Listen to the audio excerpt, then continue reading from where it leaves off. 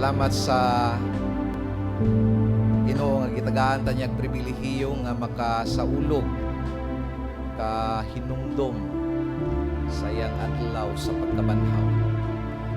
Nga igsoon, we had been following Jesus sa iyang Facebook account, sa iyang Instagram account for this whole week. I cannot imagine kung si Jesus Christ na ay Facebook account, na siya Instagram account, siya siguro ang pinakadaghan ng followers. Labi na niyang Semana Santa. Okay, so kutob sa atong mahimo, naningkamot kita to look back sa katapusang simana ni Kristo dinhi sa kalibutan. We have been following Him from the table. Hisgutan ni Pastora Jane last Wednesday, the betrayal of Jesus, to His trial, and last Friday to the tree, and today we'll be following Him to the tomb. Let us come to the Lord in prayer. Father, we thank you for this morning. What a great joy that you have brought into our hearts for giving us hope. That as we put our confidence and faith and trust in the Lord Jesus Christ, as He was resurrected, I believe, God, we believe that we will be resurrected in life also. Mao kini ang among bugtong paglaom, mao kini ang naghatag ka namo kalipay. Makaingon kami, Lord, nga it makes sense nga mga lagad kami kanimo. It makes sense, God, that we don't have to stop giving for the kingdom. Tungod kay nabanhaw ang Dios ug buhi ang Dios nga among gialagaran. Karong buntag, as we'll be learning from the resurrection, I pray, Father, that you will help us, Lord, to understand the things about this one. For this is our prayer in Jesus' name. Amen and amen.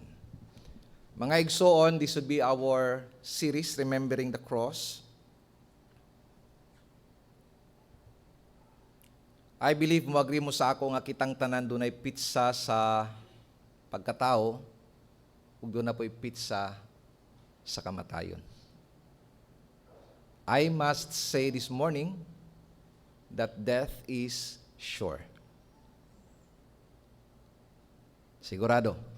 It's 10 out of 10 according to our statistics. No? Wala na usab, 1 out of 1. Tanan nga nisulod ani nga kalibutan, mugawas through the exit of death. So, death is sure. Unang halinon kayo ang mga St. Peter plan. Halinon kayo ang mga memorial plan. Kaya nga naman, diha, paingon ang tao. This is the way of all flesh. Lubnganan ang atong sangputan. Mga igsoon, kung kita nagatuo sa pagkabanhaw ni Kristo, kinahanglan nga ikaw mamatay. Kaya di man ka mabanhaw kung di ka mamatay. So we are so excited about the resurrection, but we are not excited about our death. That's the irony of life. We keep on proclaiming, believing the resurrection of the dead, but we are so afraid facing our own death. Ang Bible gani nag-ingon nga, this is the last enemy to be conquered. Kaya walay tao nga dili mahadlok sa iyahang kamatayon. But that's normal. Why? Because we are not wired by God to die. Wala ta gibuhat sa Ginoo aron mamatay in the first place. Kisay naghatag og gahom sa kamatayon.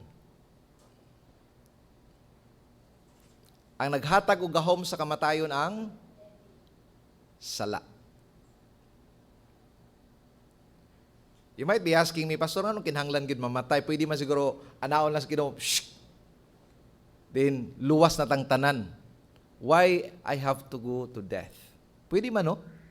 Just one click, you are saved, kinadawat na ka sa ako. But why I have to die?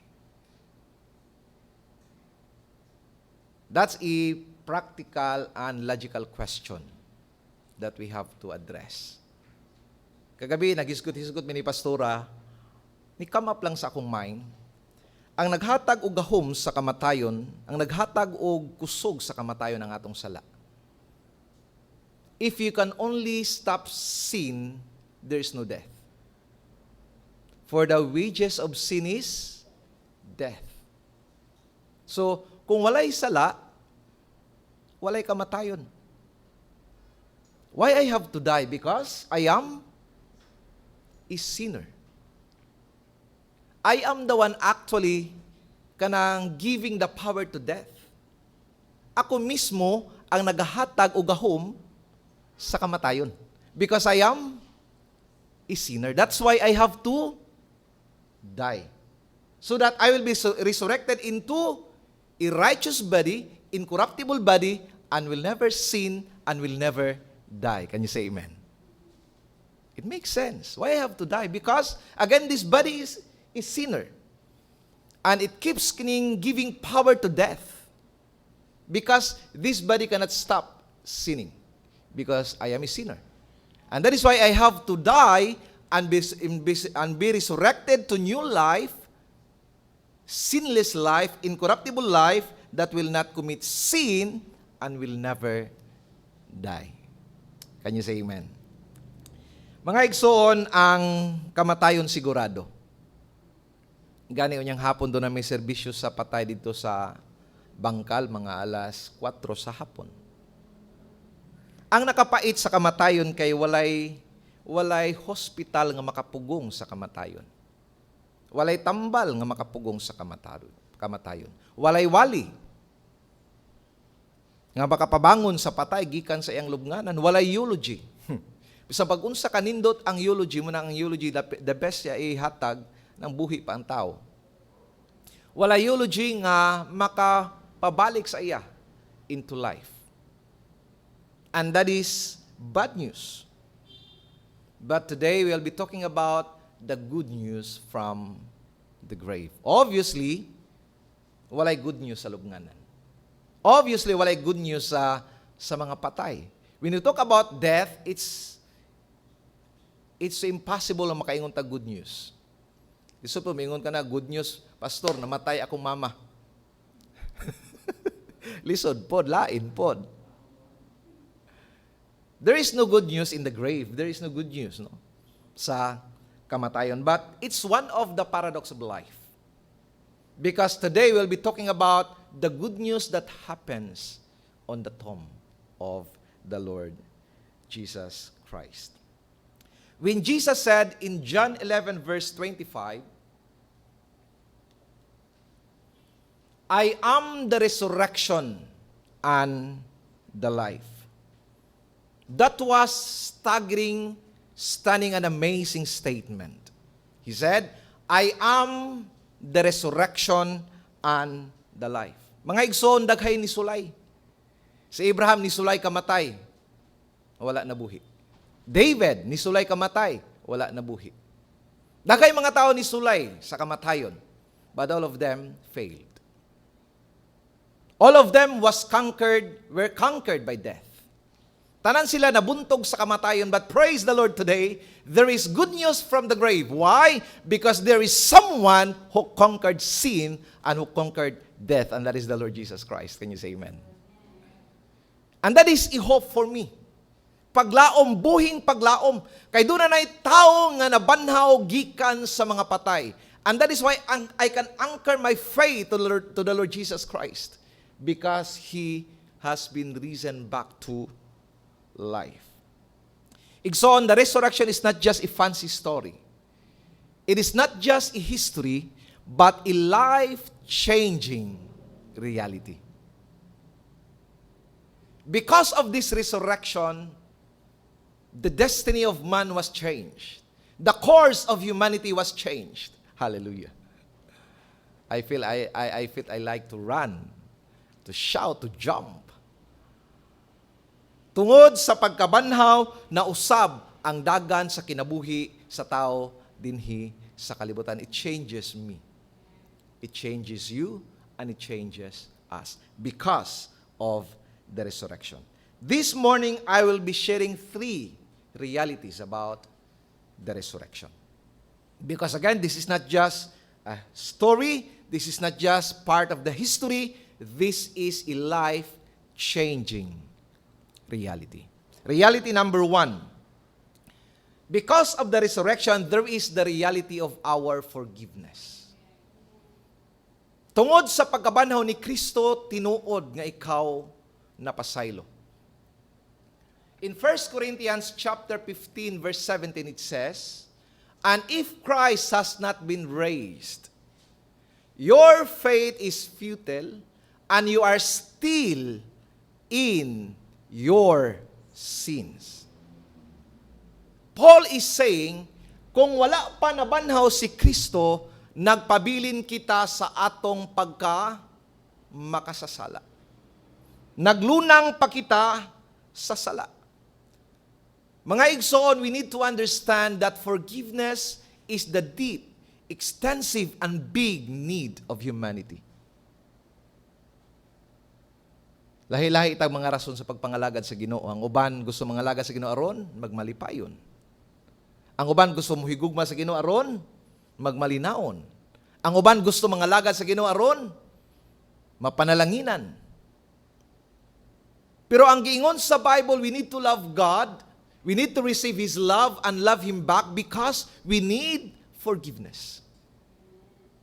Mao ni ang pinakadako nga gikinahanglan sa tao.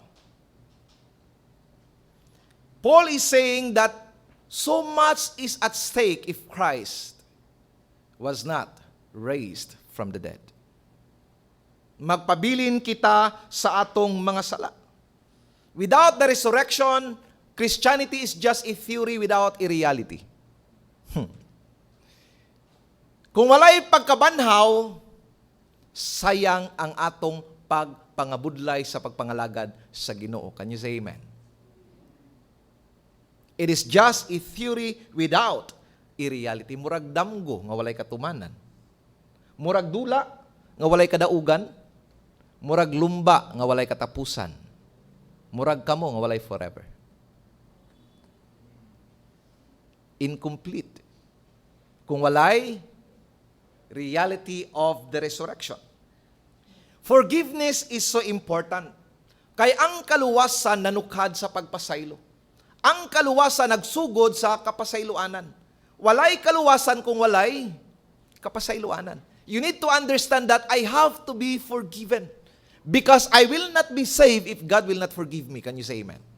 This is the deep need of humanity, extensive need of humanity.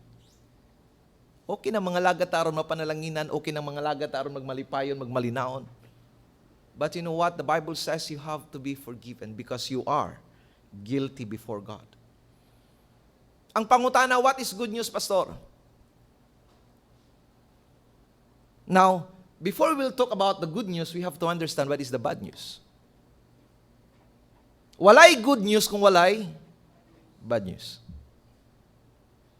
And sometimes we are, kanang gitawag nato, we are so excited about sharing the good news, but we don't really understand what is the bad news. The bad news is, I have offended the Holy God. Nakasala ko batok sa balaan nga Dios. Ang bad news because I cannot do something to redeem myself. I am hopeless. I am helpless. I am futureless. I cannot earn it. I cannot work something for it. I cannot do something for it. Wala ko'y mahimo when it comes to my redemption. That is the bad news. But today, there is good news that happens in the grave. Si Kristo gilansang namatay, gilubong og sa ikatulo ka adlaw siya nabanhaw. It's very important. The resurrection is very important. Why? Because the resurrection changes the destiny of man. Can you imagine? Throughout the history of man, ang tao gamartsa paingon sa kalaglagan. Paingon sa impyerno. Hell was our destination throughout the history of man. But because of the resurrection, oh my goodness, God have mercy. God out of His mercy, because of the resurrection, He changes the course of humanity. Instead nga paingon ko sa kalaglagan, giusab sa Ginoo, ang akong dalan paingon sa kinabuhing walay katapusan. Kanyo sa amen? Because of the resurrection. I was supposed to be destined in hell, to die in hell, to be punished in hell. But because of the resurrection, God, out of His mercy, He changes the destiny of man to life, eternity. Palakpakan nato ang Ginoo.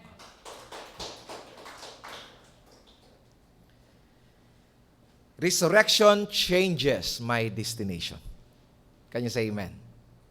His resurrection is my salvation. Because of the resurrection, there is the reality of forgiveness. Second reality, the reality of our faith. Because of the resurrection of Jesus Christ, our faith is so real. Tinuod ang atong pagtuo. Kaya nga naman, nangalagad kitag buhi nga Diyos. You might be asking me, siguro mga tao maingon sa ato ang mangutana, nganong you follow Jesus Christ? If they will ask you why you follow Jesus Christ. What if He is just a man? What if? Kung siya usalang ka magtutudlo, what if He is not the Son of God? Why you follow Jesus Christ? Mga igsoon, the simplest answer that I can give is, because Jesus is the only man who come back to life from the dead. He is the only one. Walay lain. Duha lang kadalan sa kalibutan, igsoon. Ang dalan nga naguna ang taong namatay wa na nabuhi. O ang dalan nga ang naguna taong namatay og nabuhi. Kinsa imong sundon?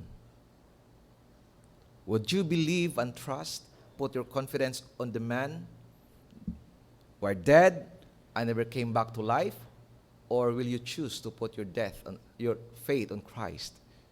He died, but He rose back from the grave. That's the simple answer that I can give.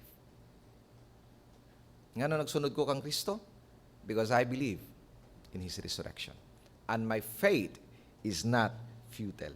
In 1 Corinthians 15:17 in our text, and if Christ has not been raised, your faith is futile.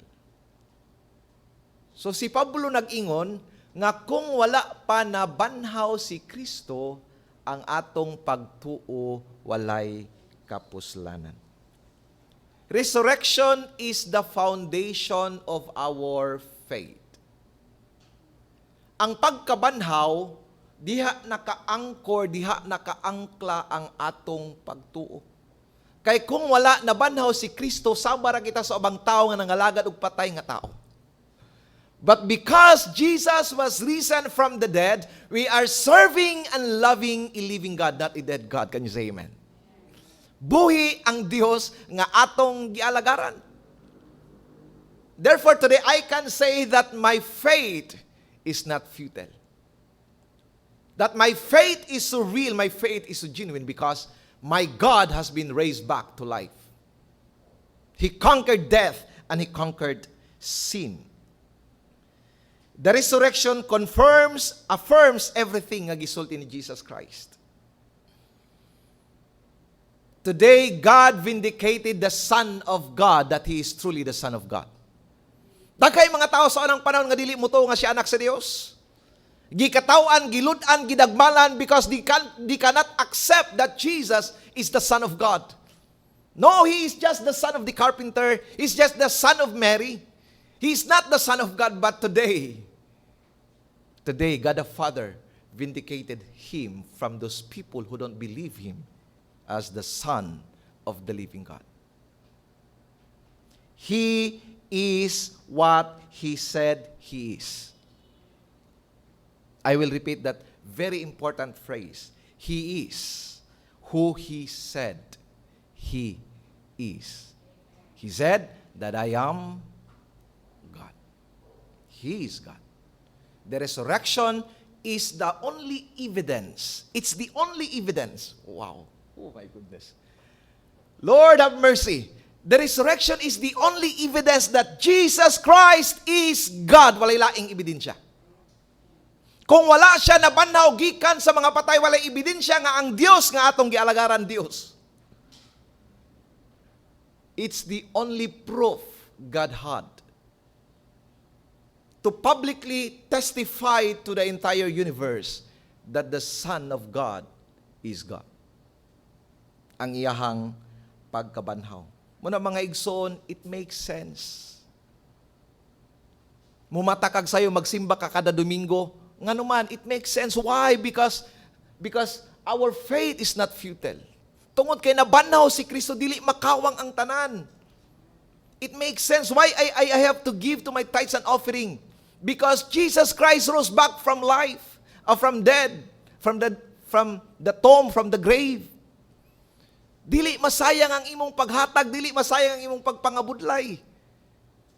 Because He rose back from the dead.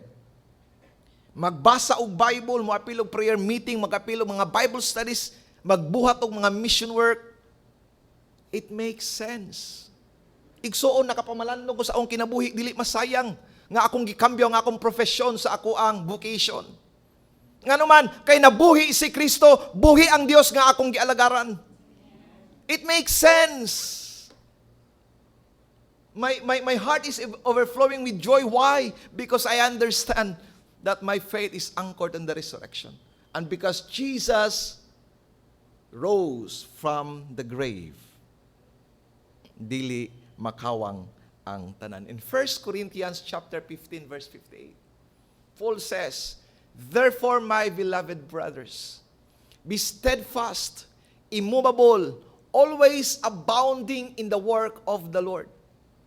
Why? Your labor is not in vain."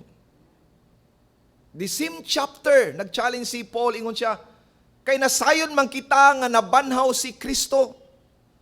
Ingon siya, paningkamot, magpabilin diha kang Kristo. Paningkamot, pagligon, always abounding. What does this word abounding means? Abounding means overflowing. Do not put ceiling or limitation with the ministry of the Lord. Ayaw butang iglimitasyon ang buluhaton sa Ginoo. Kay nga naman, ang imong pagpangalagad sa Dios dili masayang. Palakpakan nato ang Dios. It makes sense.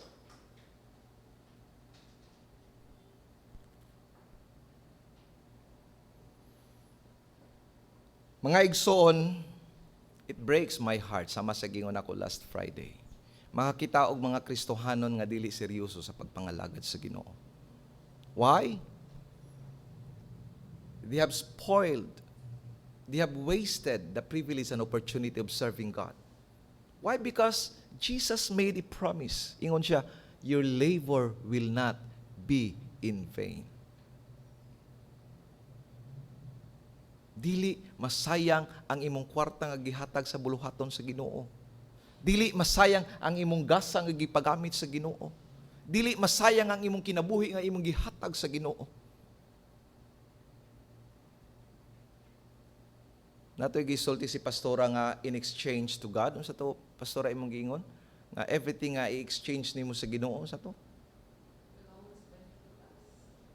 It will always benefit us.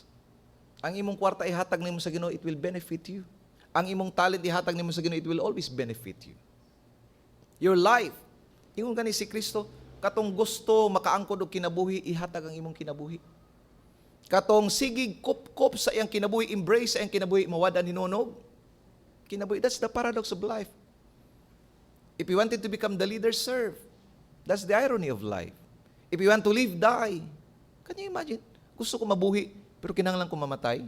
Yes, you have to die to yourself. And give your life to God. That's the only way to live.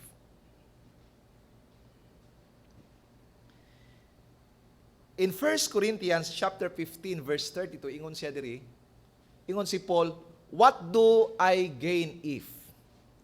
Humanly speaking, I fought with beasts at Ephesus. If the dead are not raised, let us drink, let us eat, for tomorrow we die. Kung sa ikaw ni Pablo, yung siya nga kung dili man lang mga banhaw ang mga patay. Sayang ang akong pagpakibugno atong mga taong bangis. Can you imagine ang iyang description sa mga tao sa Ephesus? Beast. Daghay mga tao sa Ephesus nga nangandoy, malipay, gusto mo simbot sa dugo ni Pablo. They wanted to kill Paul. Ingon siya, if humanly speaking, I fought with beasts at Ephesus, if the dead are not rest, kung wala palang nabanhaw ang mga patay, sayang ang ako ang pagpakigbisok. Paul is telling us why I am willing to give up myself. This is actually the intention of Paul. Why I am willing to give myself to God. Why I am willing to abandon myself for God. Because Paul understood the reality of the resurrection. Ingon siya, kung walay pagkabanhaw, let us eat and drink. Because tomorrow, we will die. Maglipay ta, mag-inom ta, mga matay ramang gyapon ta. Pugo na to ang atong kaugalingon. Let us enjoy this life anyway. Matamatay wa may pagkabanhaw. Manigingon ni Pablo, pero kay tungod na banhaw man si Kristo. Ingon siya, be immovable, be steadfast, overflowing, abounding in the work of the Lord Jesus Christ. Can you say amen? I'm so sorry no, doon natin expression no sa nga, kaon patay, dili kaon humba, patay gyapon, kaon lang humba, patay man gyapon. Muna yung mga prinsipyo sa mga taong wala nagtuo sa pagkabanhaw ni Kristo. Kaon humba, patay, dili kaon humba, patay. Kaon lang humba, patay man gyapon. Actually, munang prinsipyo sa mga taong wala nagtuo sa pagkabanhaw. Why? Because if you believe on the resurrection, you will take care of your body. Why? Because I have to overflow in His ministry. Ampingan ako akong lawas kay gusto ko magpagamit sa Ginoo because God said, my labor will not be in vain. Palakpakan nato ang Diyos. Ang igsoon, tama na ang humba. Kaon humba, patay. Di kaon humba, patay gihapon. Dili na lang kaon humba. Praise the Lord. Amen. Without the resurrection, there is no faith. Mga igsoon, this is a challenge for us. Ampingan nato ang atong mga lawas kay nganuman, magpagamit pata sa buhi nga Dios. We are taking good care of our body not for ourselves anymore. Because this body belongs to someone. The one who hung on that tree last Friday. This body belongs to Him, not anymore to me. Number 3, reality. The first reality, the reality of our forgiveness. Number 2, the reality of our faith. Dali naman memorize ako mga outline kung inyong mabantayan. Unsa kay katulo? The reality of our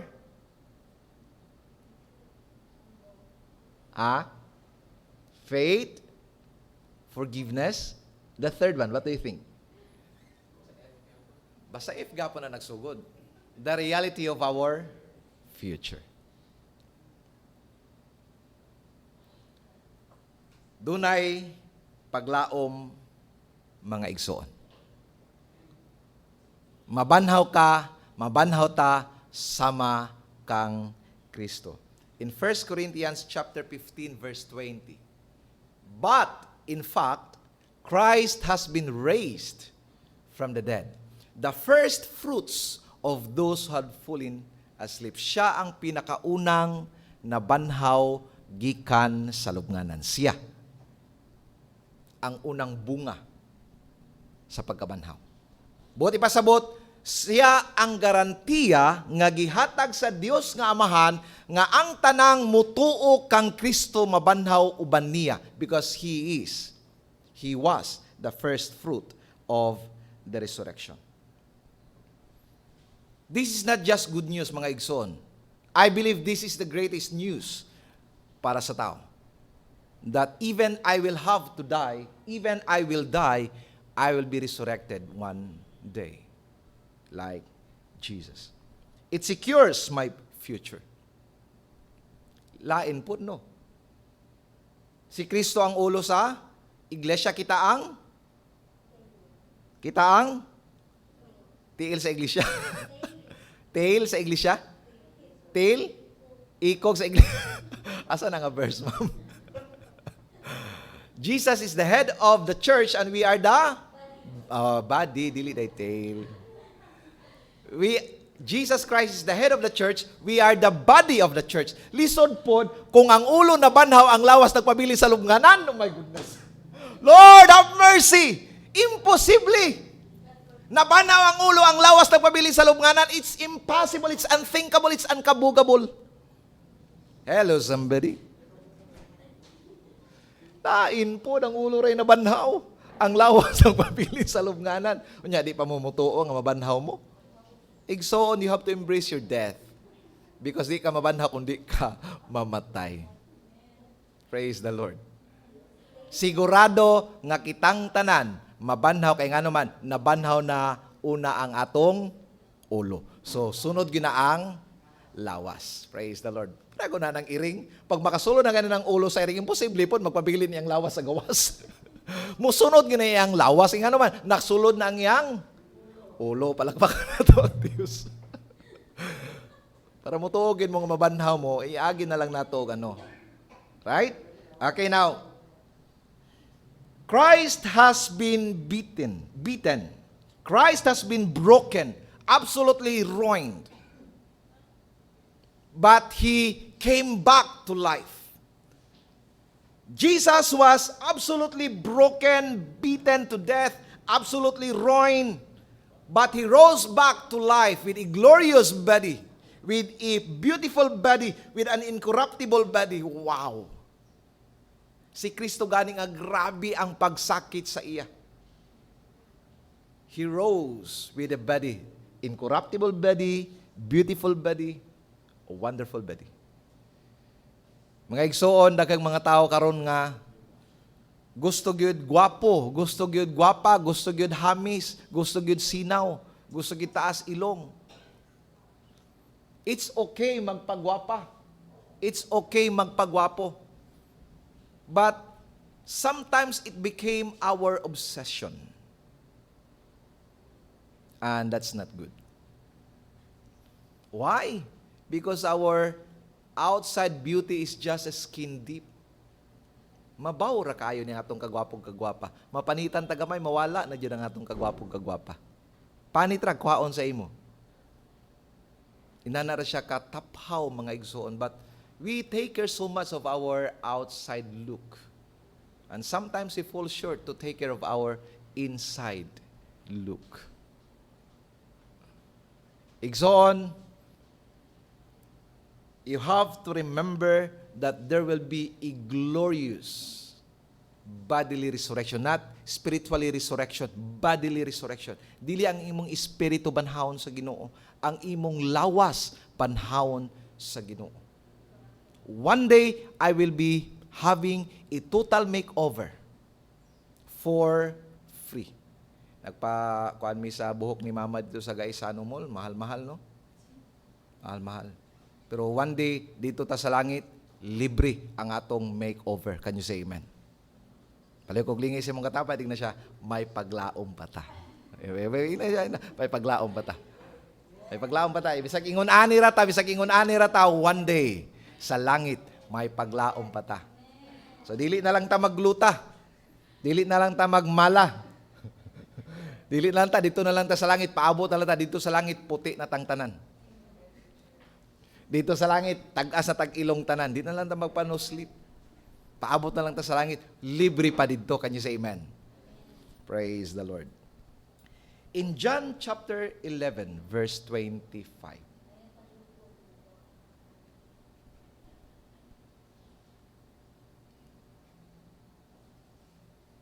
John chapter 11, verse 25.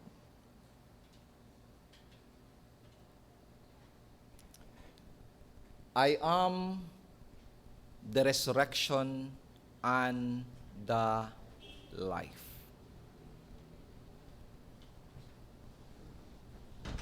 Igsoon, I would like to emphasize this very important. massive statement this morning. Kalimti ito ninyong tanan. Kinilang ayaw yung kalimti. Jesus Christ claimed, He said, I am the resurrection and the life.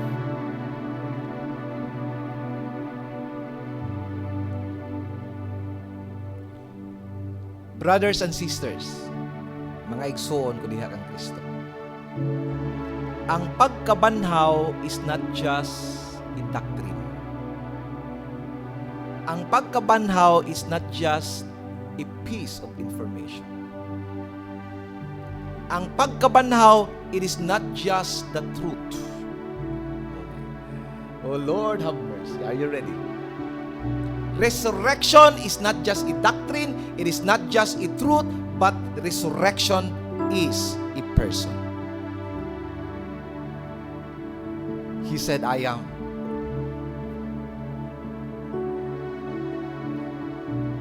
The resurrection.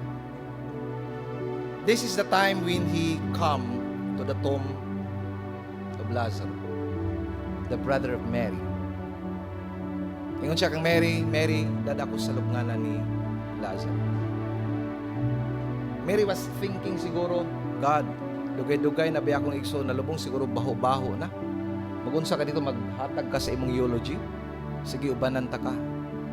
Because I do believe that Mary believed that Jesus Christ has the power to bring dead back to life. Pero wala siya nagtuo nga diha-diha dayon banhaw ni Kristo. Siguro si Mary nagdahom nga one day Lazarus will be resurrected from the dead.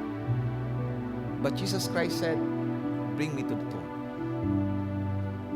And in front of the tomb, Jesus Christ said, Lazarus, get out. Igsoon, the resurrection is a person. Tanang patay nga naadtuan ni Kristo nabuhi. Tanang patay nga nagunita ni Kristo nabuhi. Ask me why? Because He is the resurrection. Kung dini sa sulod naa si Kristo, tanang patay nga naa dinhi sa sulod will come back to life. Why? Because He is the resurrection. Tanan. Siguro ingon ka nga, wala na'y paglaom ang akong balatian. No. If Christ is in you today, He can bring you back to life. Because He is the resurrection. If Christ is in me, if Christ is in you, if Christ is in us, ang imong kaminyoon nga hapit na mamatay, ang imong kinabuhi nga, dawa na'y kalipay mga lagad sa Ginoo, pwede banhawon sa Dios. Why? Because He is the resurrection. Tanang butang nga maduulan ni Kristo, tanang tao nga mahikapan ni Kristo, tanang tao nga makahibalag kang Kristo, makabaton o kinabuhi. Kay nganuman, siya ang pagkabanhaw o siya ang kinabuhi. Palakpakan nato ang Ginoo.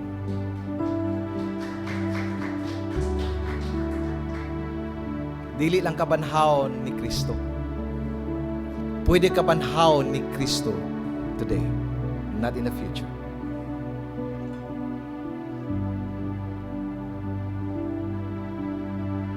God, I'm so broke. Dako na kay kog utang Ginoo. Say imposible na kay Ginoo mo tuo nga mabayaran pa nako ni akong utang. No. If Christ is in you, He can give you life. Your marriage that is falling apart, if Christ is in that marriage, God can give life to that marriage. God can give life to that family. God can give life to that ministry. Jesus can give life to our commitment and serving.